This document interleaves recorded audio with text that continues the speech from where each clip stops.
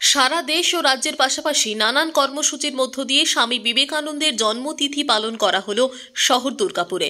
Bidhannagar housing এলাকায় অন্যান্য বারের ন্যায় এবছরও স্বামীজির জন্মদিন উপলক্ষে বিবেক চেতনা উৎসবের আয়োজন করল বিধান স্মৃতি মঞ্চ। এদিন সুসজ্জিত ট্যাবলোর সহ প্রভাত ফেরির মাধ্যমে সূচনা হয় উৎসবের। পাশাপাশি পূজার্চনা ও যজ্ঞের আয়োজন করা হয়। কর্মসূচির মধ্যে রক্তদান শিবির, নরনারায়ণ সেবা ও কম্বল বিতরণের মতো সামাজিক অনুষ্ঠানের পাশাপাশি সন্ধ্যায় সাংস্কৃতিক অনুষ্ঠানের আয়োজন রয়েছে বলেই জানান বিধান স্মৃতি মঞ্চের অন্যতম আধিকারিক তথা দুর্গাপুর নগর নিগমের প্রশাসক মণ্ডলীর সদস্য দীপঙ্কর লাহা।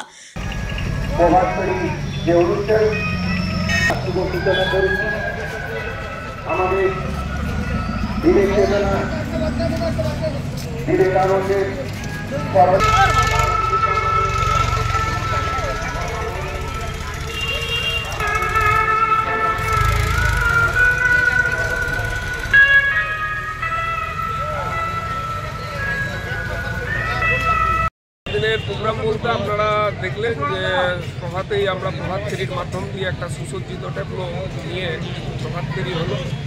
এরপরে সারদা মঠের মাতাজি আসছে, পূজা পাঠ শুরু হবে, যজ্ঞ হবে।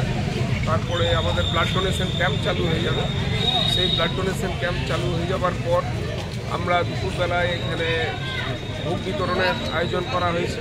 সেখানে নরনারায়ণ সেবা ভোগের আয়োজন করা হয়েছে এবং সান্ধ্যকালীন যে অনুষ্ঠান সেখানে প্রথমে একটা সাংস্কৃতিক অনুষ্ঠান হবে, যার বিশেষ আকর্ষণ হচ্ছে লোপামুদ্রা মিত্র এবছর, এবং তারপরে দুস্থদের উদ্দেশ্যে আমরা শীতকালীন বস্ত্র প্রদান করব।